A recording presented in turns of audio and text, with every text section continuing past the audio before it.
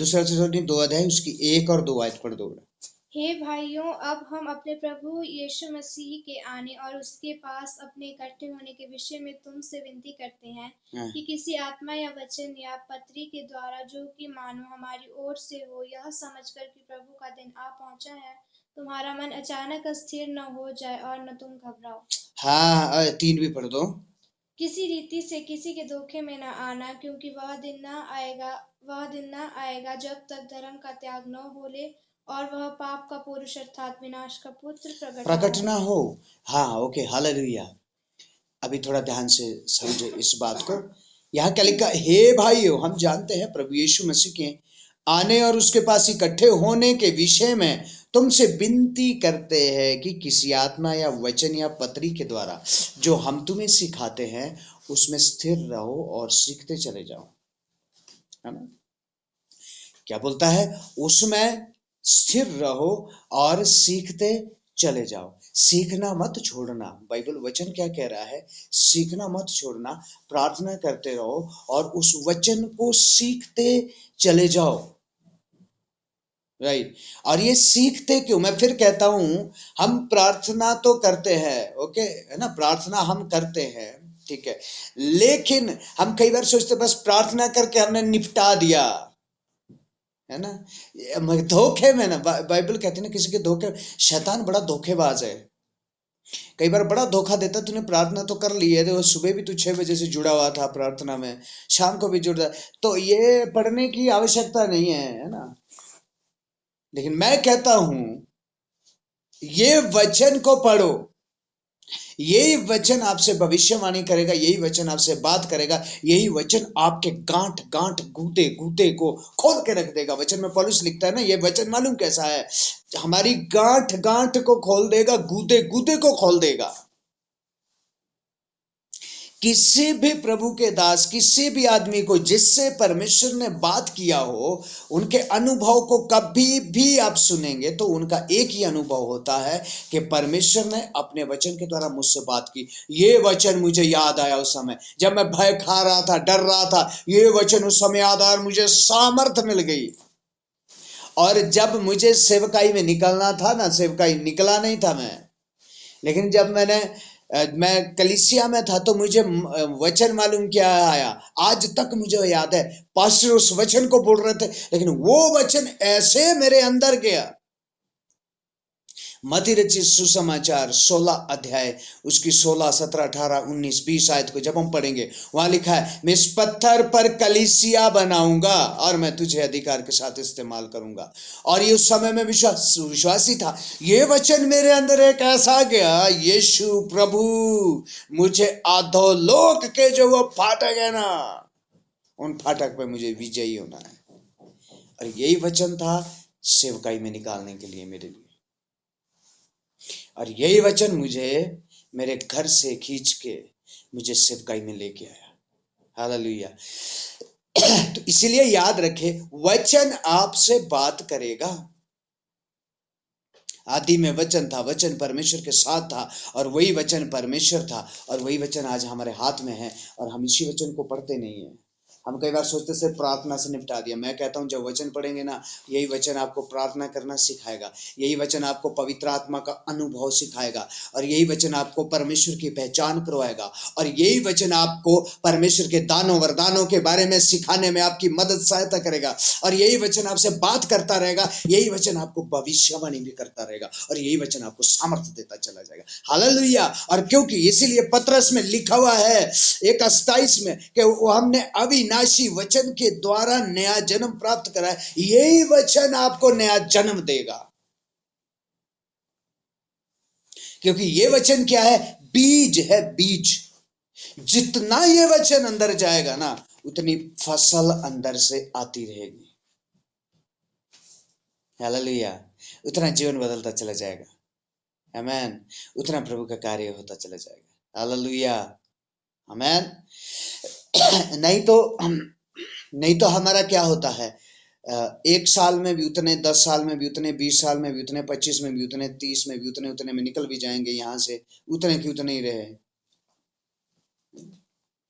Hallelujah. हम कभी चाहते कि हमारा बच्चा बौना रहे, बौना, बौना जानते हैं ना, 2 फुट का होता है, 2.5 फुट का, है ना, ये छोटे छोटे बच्चे। कभी चाहते हैं हम क्या चाहते हैं, हमारा बच्चा बढ़ता चला जाए।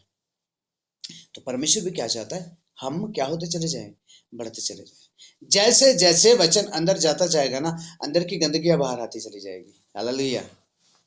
अंदर की गंदगियां, जैसे कौवे को पानी चाहिए था, कंकड़ डाले, कंकड़ डालते डालते डालते डालते कंकड़ का पानी बाहर आ गया, उसने पेट भर पिया, उड़ गया। इसलिए वचन को भी क्या होने दो, अंदर जाने दो, जाने दो, जाने दो, जाने दो, जाने दो, और जैसे वो भरता चला जाएगा, भरता जाएगा, अंदर का गंदगी, क्रोध, ईर्ष्या, क्रोध, विरोध, फूट, ये जो भी अंदर ऊंट कटार है ना, जितने भी ऊंट कटार है, वो सारे ऊंट कटार बाहर आते चले जाएंगे। हालेलुया। और जब जब जब जैसे जैसे वो बाहर आते चले जाएंगे, वैसे वैसे परमेश्वर का सामर्थ अंदर चला जाता जाएगा। और जब परमेश्वर का सामर्थ अंदर जाएगा ना, तो दाऊद की तरह बोलेंगे, कौन है ये जो मेरे परमेश्वर के बारे में बात कर रहा है। हालेलुया। कौन है वो जो मेरे परमेश्वर के बारे में बात कर रहा है, क्योंकि उसे समझ आ गया मेरा परमेश्वर कितना शक्तिशाली है। कारण क्या है, क्योंकि अंदर है ना, अभी परमेश्वर अंदर है, तो उसे महसूस होता है कि कितना शक्तिशाली मेरा परमेश्वर है। हालेलुया।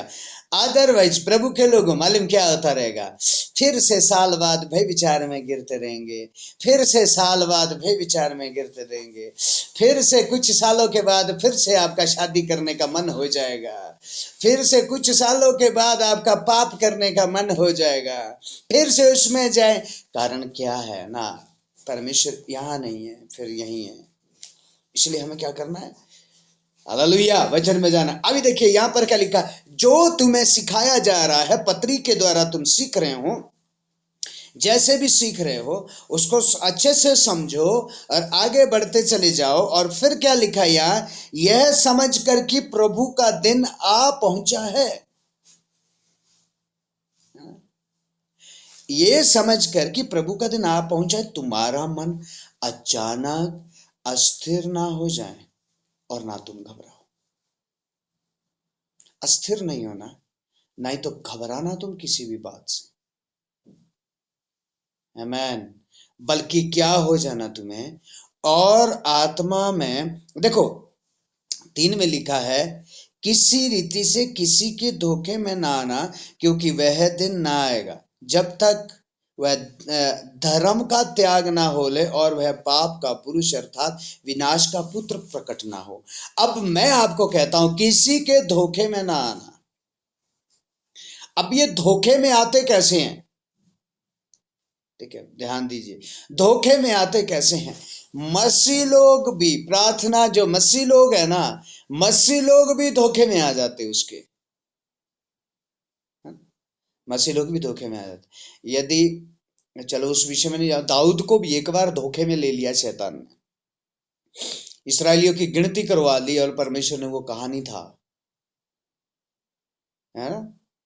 तो कई बार हम अपना दिमाग चलाने से, हम अपना वो तानाशाही करने से क्या हो जाता है, हम उसके धोखे में आ जाते हैं, क्योंकि परमेश्वर ने वो बोला नहीं है, लेकिन हम कर रहे हैं, हम कर रहे हैं। कोई तो हमें पीछे से सपोर्ट करेगा। शैतान बार बार बार बार आपको बोले, जरूरत नहीं है प्रार्थना की, छोड़ो ना। या किसी ना किसी के जीवन को आपको दिखाएगा, ये देखो, ये जीवन देखो इनके, वो देखो, वो जीवन देखो उनके, ये जीवन देखो उनके, उनके जीवन देखो। देख देख के, देख देख के क्या होगा, आप लोग कोई नहीं चलता है, वो भी तो चल रहे हैं, तुम भी चलो, वो भी तो कर रहे हैं ऐसा, तुम करो ऐसा, कोई बात नहीं। लेकिन मैं कहता हूं प्रभु के लोगों, हम अपने जीवन को देखकर आगे बढ़ते चले जाएं। और मैं फिर कहता हूं, जिस विश्वासी से या जिस आदमी से हमें ठोकर आती है, हमारा आत्मिक जीवन प्रभावित होता है, हमारे आत्मिक जीवन में ठोकर आती है, उस आदमी से थोड़ा सा पर्दा बना के रखो। और बाइबल में मालूम क्या कहते हैं, ऐसे लोगों की संगति करो जो आत्मा की एकता में परमेश्वर के साथ बढ़ते चले जा रहे हैं। आमेन, हालेलुया, हालेलुया। क्या करो, आत्मा की एकता में परमेश्वर के साथ बढ़ते चले जाओ। ठीक है, अभी मैं थोड़ा सा बताना चाहता, क्या करता है वह धोखे में लाएगा। या तो बोलेगा प्रार्थना होगी, बाइबल ही पढ़ना छोड़ दो, कोई बात नहीं है, पास्टर शाम शाम को सिखा तो लेता ही है कुछ ना कुछ, एक आधा वचन, वो सिखाना नहीं चलेगा। अब चलो, हम सिखा तो लेता है बस उसी, चलो नहीं तो फिर ये भी हम बोले कि चलो पास्टर ने ब्रेकफास्ट कर लिया, अब हम ब्रेकफास्ट नहीं करेंगे। चलो पास्टर ने लंच तो खा लिया होगा, हम भी लंच नहीं खाएंगे क्योंकि खा लिया है। ऐसा तो नहीं करते ना कभी, है? पूछते भी नहीं है कि पास्टर ने खाया कि नहीं, हो भूखा रह रहा, कोई चक्कर नहीं है, हमारे भैया भूख लगी रोटी दो। तो ऐसे ही वचन के लिए भी करो। पास्टर ने प्रार्थना किया नहीं किया कोई मतलब नहीं है, उसने बाइबल पढ़ी नहीं, मुझे पढ़नी है भैया, मुझे आत्मा में भूख लग रही है। हालेलुया। इसलिए यहां देखिए क्या लिखा है, धोखे में ना आना, और वो जो पाप का पुरुष, 4 आयत पढ़ो बेटा। जो विरोध करता है और हर एक से जो ईश्वर या पूज्य कहलाता है और अपने आप को बड़ा ठहराता है, यहाँ तक कि वह परमेश्वर के मंदिर में बैठकर अपने आप को ईश्वर ठहराता है। बड़े ध्यान से अब सुनिए, देखिए देखिए देखिए, ये जो पाप का पुरुष, अभी आप सब लोग सुनना, बल्कि अभी बीच में एक बच्चे से भी हमारी बात हो रही थी, चलो परमेश्वर सद्बुद्धि और परमेश्वर आंखों को खोले। देखो यहाँ क्या लिखा है, और जो कि विरोध करता है और हर एक से जो परमेश्वर का पूज्य कहलाता है, अपने आप को बड़ा ठहराता है। और पता है ये शैतान करता मालूम क्या है, अपने आप को बहुत बड़ा ठहराता है, और क्या बोलता है, मैं उद्धारक हूं। और यहां लिखा क्या, परमेश्वर के पूज्य से, परमेश्वर के पूज्य से यानी कि परमेश्वर के लोगों से, परमेश्वर के सेवकों से, या परमेश्वर के साथ जो चलने वाले लोग हैं ना, उनसे अपने आप को बड़ा ठहराने की कोशिश करता है कि मैं बड़ा हूं, तुम बड़े नहीं हो। हालांकि अंदर से असल से वो जानता है कि बड़े यही है, लेकिन वो करना क्या चाहता है, डोमिनेट करना चाहता है, हमेशा हमें निराश करना चाहता है, ताकि हम खुद ही अपनी निराशा में खत्म हो जाए, है ना, खुद ही क्या हो जाए, अपनी निराशा में हम खत्म हो जाए, क्योंकि उसके पास वो ताकत तो नहीं है ना कि वो हमें नाश कर दे, लेकिन वो चाहता क्या है, हमें प्रेरित, मैं फिर थोड़ा सा दोहराता हूं, शैतान ने हवा को फल तोड़ के खिलाया नहीं, खाली खिलाया नहीं है उसने, है ना, जब हम पढ़ते हैं बाइबल, हवा को उसने फल तोड़ के खाया नहीं है कि मुंह को फल खा ले, या उसको जबरदस्ती यहां से पकड़ के और उसके मुंह में ठूस दिया हो, ऐसा नहीं किया शैतान ने, बल्कि उसके मन को तैयार किया ऐसा करने के लिए। ये बड़ी बात है, बल्कि उसके मन को तैयार किया ऐसा करने के लिए, ताकि अब ये करे खुद। आज भी वो मन को तैयार करता है, इसीलिए लिखा ना, धोखे में नहीं आना। और मन को तैयार करता क्या प्रार्थना करना है, मन को तैयार करता क्या वचन करना है, जरूरी तो नहीं है इतना, है ना, सुन तो लेते हैं। क्या बोलता है, धोखे में नहीं आना उसको। और क्या लिखा है, अपने आप को बड़ा ठहराने की वह कोशिश करता रहता है हर समय। इसलिए तो प्रभु के सेवक लोगों को या प्रभु के चुने हुए लोगों को वो सताने की कोशिश करता है, क्योंकि अपने आप को बड़ा ठहराने की कोशिश करता है। बाइबल में लिखा है ना, मैं दरवाजे से आता हूं, लेकिन चोर तो दीवार तोड़ के खिड़की तोड़ के आता है। इसका मतलब क्या है, वो जबरदस्ती करता है, वो जबरदस्ती करेगा कि मैं बड़ा हूं, मैं परमेश्वर हूं, लिखा ना यहाँ। और यहां तक कि क्या लिखा है, परमेश्वर के मंदिर में बैठ के अपने आप को परमेश्वर प्रकट करता है, और अपने आप को बताता क्या है, मैं परमेश्वर। इसलिए बाइबल में लिखा है, ये जो संसार का ईश्वर है, इस संसार के ईश्वर ने इस संसार के लोगों की आंखों को ऐसे बंद करके रखा है कि वह सत्य को समझ ही ना सके, कि वह सत्य को जान ही ना सके, बाइबल कहती है। और फिर रोमियो में क्या कहता है, उसने ऐसे मन को, आंखों को, बुद्धि को बंद करके रखा है कि ये मनुष्य अविनाशी परमेश्वर की महिमा नाशवान मनुष्य, चौपायों, पेड़ पौधों, पत्थरों, लकड़ों इनको दे रहा है ना। ये किसके काम है? शैतान की। यहाँ क्या लिखा है? वह अपने आप को बड़ा ठहराता है। पर मैं और बार बार वो इस बात को बोलना चाहता है, यीशु बड़ा नहीं है, बड़ा मैं हूँ। यीशु बड़ा नहीं है, बड़ा मैं हूँ। यीशु बड़ा नहीं है, बड़ा मैं हूँ। लेकिन हम जानते हैं कि बड़ा कौन है। हालेलुया। 5 आयत पढ़ो बेटा। क्या तुम्हें स्मरण नहीं कि जब मैं तुम्हारे यहाँ था तो तुमसे ये बातें कहा करता था? आगे तुम उस वस्तु को जानते हो जो उससे अभी रोक रहा है कि वह अपने ही समय में प्रकट हो। हाँ, अभी देखिए, शायद बोलता है पौलुस, क्या कहता है, शायद तुम्हें वो बात स्मरण हो, या शायद तुम्हें वो बात याद हो जो मैं तुमसे कहा करता था, और अब तुम उस वस्तु को जानते हो जो उसे रोक रही है कि वह अपने ही समय पर प्रकट हो। लेकिन उस शैतान को, उस पाप के पुरुष को, एक वो वस्तु है जो उसको रोक रही है, और उसे रोके हुए हैं। और वो रोके हुए कौन है? जो उसको रोके हुए, कोई बताएगा कौन है उसको रोके हुए?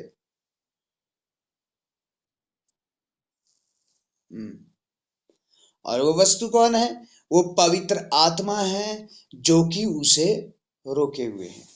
चलिए, अब मैं आपको पूछता हूं, ये पवित्र आत्मा किसके लिए दिया गया है? किन लोगों के लिए दिया गया है?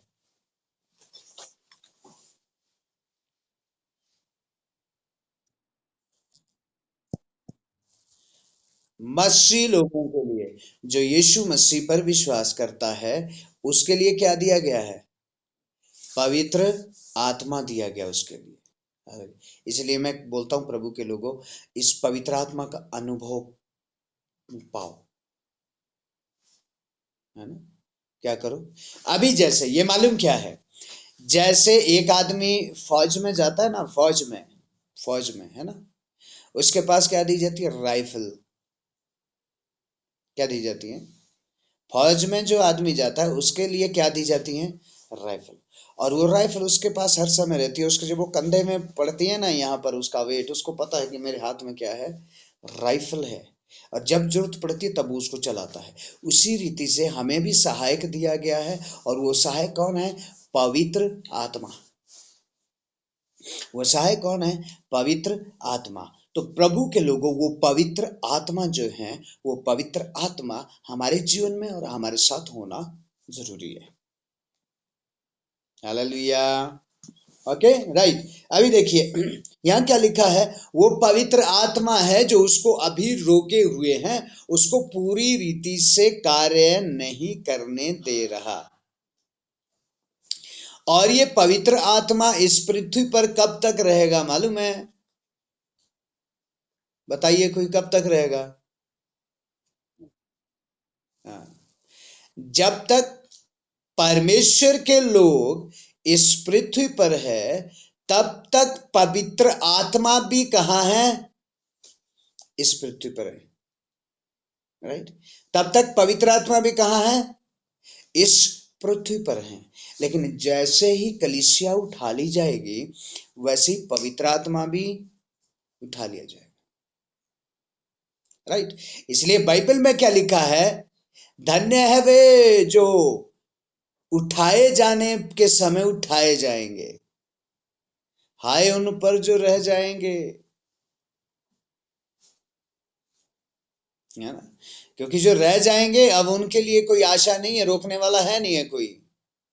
पवित्र आत्मा तो चला जाएगा, कोई प्रार्थना के लिए अगुवाई नहीं करेगा, कोई सामर्थ्य नहीं देगा, कोई ताकत नहीं देगा, और शैतान फिर ऐसे की तैसी करेगा। अच्छा, हालेलुया, हालेलुया बोला पूरे जीवन में। अभी यही रह गया हालेलुया बोले। अभी मैं पूछता हूं इसलिए प्रभु के लोगों, हमें क्या होते जाना है? तैयार होते जाना है। हालेलुया। इस 7 आयत पढ़ो जरा। क्योंकि अधर्म का भेद अब भी कार्य करता जाता है, पर अभी एक रोकने वाला है, और जब तक वह दूर न हो जाए वह रोके रहेगा। वो अधर्म का भेद अभी भी कार्य करता है, याद रखे, है ना। वो अभी भी अधर्म, वो शैतान कार्य करता है, लेकिन वो पूरी तरह नहीं कर सकता, क्योंकि अभी एक रोकने वाला है जो उसे रोके हुए है। लेकिन जैसे ही वो रोकने वाला दूर कर दिया जाएगा, वैसे ही वो अपना शैतान पूरा कार्य करेगा। और आगे क्या लिखा है? तब वह अधर्मी प्रकट होगा जिसे प्रभु यीशु अपने मुंह की फूंक से मार डालेगा और अपने आगमन के तेज से भस्म करेगा। और लिखा क्या है? प्रभु यीशु मसीह अपने मुंह की ही फूंक से उसको नष्ट कर देगा, है ना? क्या करेगा? नष्ट कर देगा। चलिए 9 आयत पढ़ो, इसको हम थोड़ा पढ़ेंगे, 9 और 10। उस अधर्मी का आना शैतान के कार्य के अनुसार सब प्रकार की झूठी सामर्थ और चिन्ह और अद्भुत काम के साथ और नाश होने वालों के लिए अधर्म के सब प्रकार के धोखे के साथ होगा, क्योंकि उन्होंने सत्य से प्रेम नहीं किया जिससे उनका उद्धार होता। हाँ, और जो ये है ना झूठा, ये क्या करेगा? चिन्ह, चमत्कार, लिखा नहीं है। इसलिए मैं प्रभु के लोगों बार बार आपको कहता हूं, ज्यादा चिन्ह और चमत्कारों की ओर मत दौड़ना। परमेश्वर चिन्ह और चमत्कार आपके जीवन में यहीं बैठ बैठ के करेगा। आमीन। क्या है? जहां पर आप बैठे हैं ना, वो हो क्यों नहीं रहे? क्योंकि परमेश्वर आपके सिर्फ मुंह में है, हृदय में है ही नहीं है। ना तो काम बदले, ना तो बोली बदली, ना तो भाषा बदली, ना तो चाल चलन बदला, ना तो गाड़ियां बदली, है ना तो ईर्ष्या बदली, ना कुछ भी, मतलब बदला नहीं। तो वो चमत्कार फिर दूर जाके ढूंढते हैं कि वो मेरे लिए चमत्कार करेगा। अरे भैया, वो चमत्कार नहीं करेगा, परमेश्वर चमत्कार करेगा। हाँ? कौन चमत्कार करेगा? परमेश्वर करेगा ना। जब मेरा रिश्ता परमेश्वर के साथ है तो परमेश्वर काम क्यों नहीं करेगा? हाँ? मैं इधर से प्रचार करता रहता हूँ, मुझे लगता है राहुल सोनिया को उधर से प्रचार करता रहता है। ओके, चलिए, हालेलुया। और फिर क्या लिखा है? वह झूठी सामर्थ और चिन्ह और अद्भुत काम के साथ होगा। ठीक है, इसीलिए क्या करो? परमेश्वर की आत्मा में बने हुए वचन में और प्रार्थना में प्रभु के लोगों आगे बढ़ते चले जाओ, ताकि कोई भी धोखा ना दे सके। हालेलुया। कोई भी धोखा ना दे सके। इसलिए झूठी सामर्थ, झूठे कार्य, झूठी चंगाई, चिन्ह, अद्भुत काम तो बहुत है। बहुत है। मैं फिर कहता हूं, चंगाई और अद्भुत काम आपको सिद्ध नहीं बनाते, सिद्ध आपको परमेश्वर का वचन बनाता चला जाएगा। ठीक है, सीधा आपको कौन बनाता चला जाएगा? परमेश्वर का वचन। और जो ये चमत्कार तो परमेश्वर करता है, ये चमत्कार परमेश्वर इसीलिए करता है अपनी सामर्थ का प्रूफ देने के लिए, और करुणा और दया करता है लोगों पे। हालेलुया। समझ आ गया ना? तो चलिए आगे पढ़ो, 10। इसी कारण परमेश्वर उनमें एक भटका देने वाली सामर्थ को भेजेगा कि वे झूठ बेटा, की प्रतीति 10 पढ़ करें रहे हैं, फिर पढ़ो एक बार। और नाश होने वालों के लिए अधर्म के सब प्रकार के धोखे के साथ होगा, क्योंकि उन्होंने सत्य से प्रेम नहीं किया जिससे उनका उद्धार हाँ, होता। जिससे उनका उद्धार होता, उन्होंने उससे प्रेम नहीं किया। हालेलुया। उन्होंने उससे प्रेम नहीं किया, सत्य से प्रेम नहीं किया। हालेलुया। इसलिए परमेश्वर उनके अंदर भटका देने वाली सामर्थ्य फिर भेज देगा। भटकते रहो, चारों चार भटकते रहो। कुछ समय तक परमेश्वर समय देता है, लेकिन उसके बाद क्या करता है परमेश्वर? भटकने दो। Okay, hallelujah. हालेलुया। प्रभु का धन्यवाद हो।